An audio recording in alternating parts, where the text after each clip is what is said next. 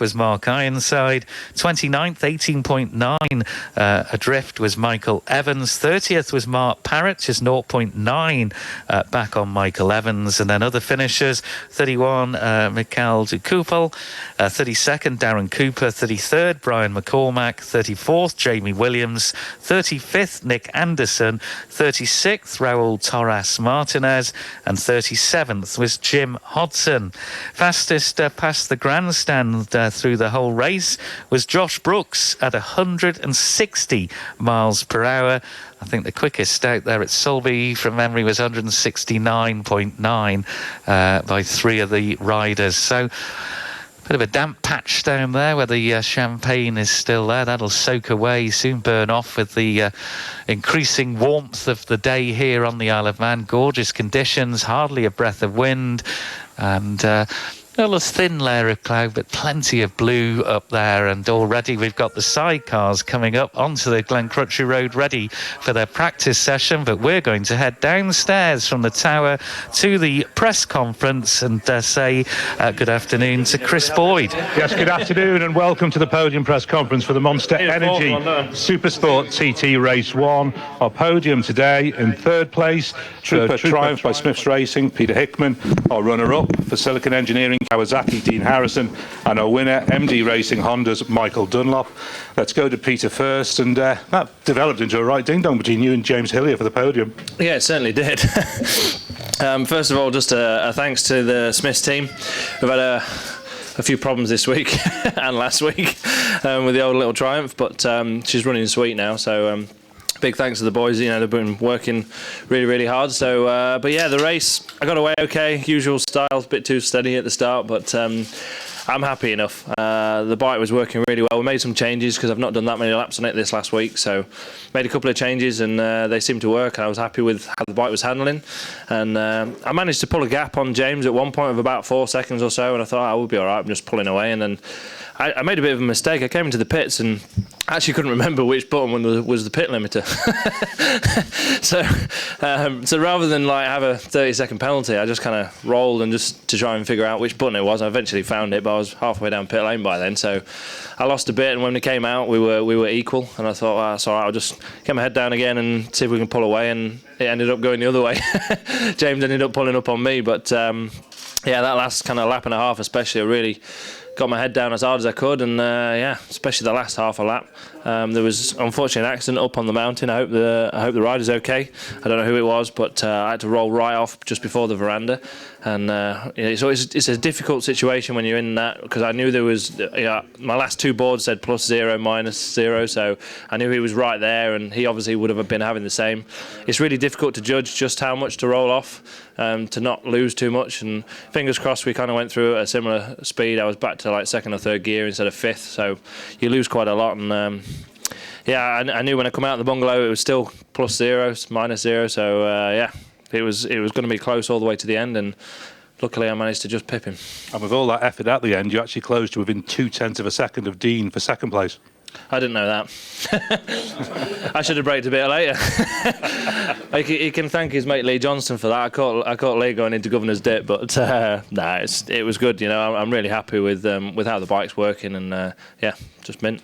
And after the disappointment of Saturday, this presumably gets your week up and running now. Yeah, exactly that. You know, Saturday was unfortunate. I mean, we had the most, well, not a stupid problem, but something we've never had before, and I don't think we know anyone else that's had that issue either. So, just a component failure. That's just one of them things, I guess. So, yeah, after the disappointment on Saturday, it's brilliant to finally get a podium. Good for myself, Trooper Triumph, Smiths Racing, all my other sponsors. You know, they all stick by me. So, massive thanks to everyone. And over the 128 mile an hour on the last lap, 128.1. Yeah, that'll do me. Yeah, I'm quite happy.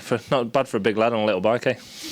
Congratulations on your podium. Cheers. And if Peter was frustrated going into today, Dean, you must have been mega frustrated. Yeah, we had some disappointment on Saturday, but it's one of them minutes you can't change history, and what's done's done, so you've just got to move forward and just get on with the next race. I mean, 'cause it's yesterday's news now, so no. I got off to a good start, to be honest. First board I got with P1, I got the head down, and then you get a little bit of traffic, you sit behind people, and maybe I'm a little bit hesitant at getting past, and Michael's only 10 seconds behind. Once I got P2 -2. I knew straight away who it were going to be. And I know once you've got the carrot in front of you, or red rag to the bull, as they say, you're knackered, aren't you? Do you know what I mean? So you can chase and chase and chase, and it does make life a little bit easier. But no, I'm over the moon with that.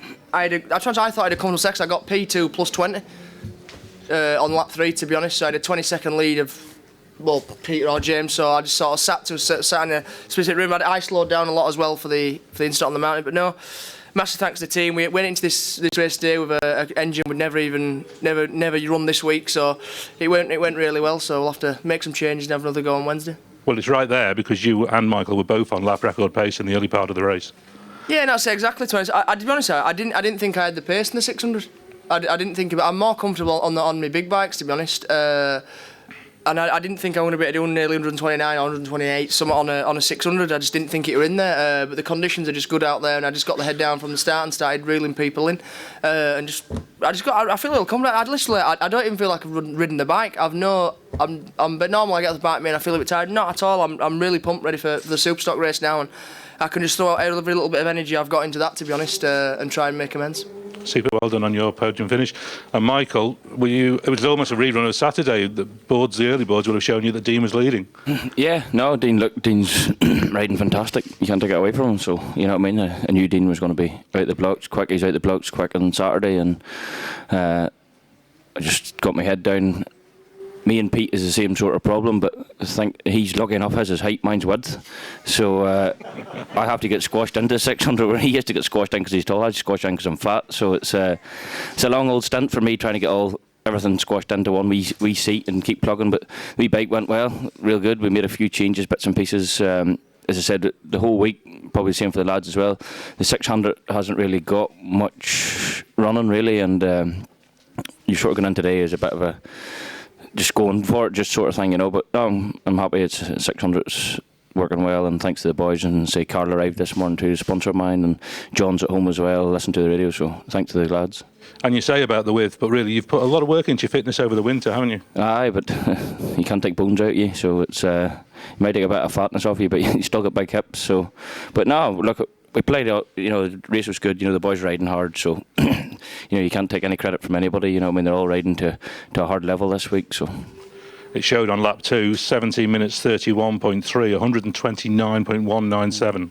That's quick for 600 really, you know, so, that's just quick.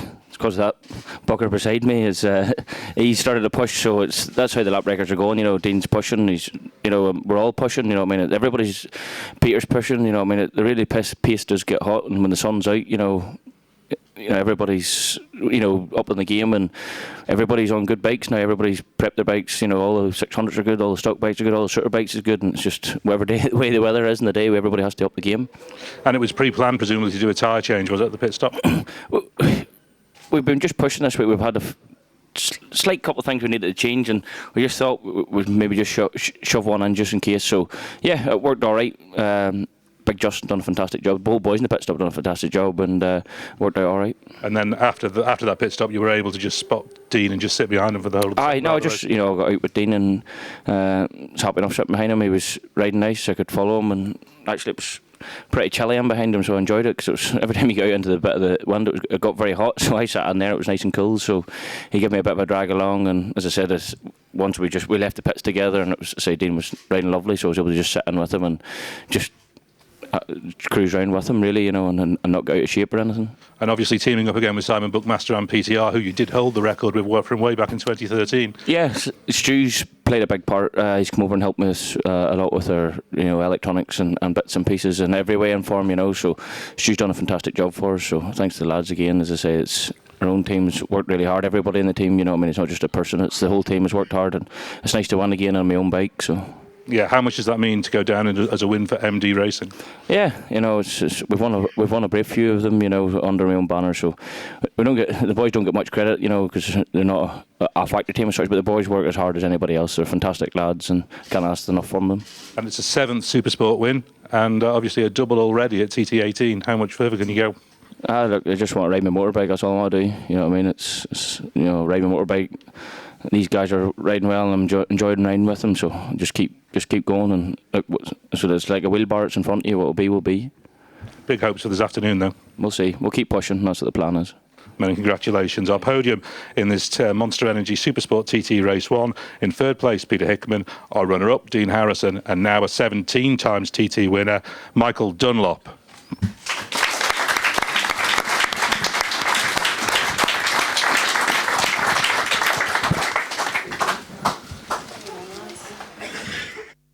His 40th finish, and out of those 40 finishes, he's now been on the podium 27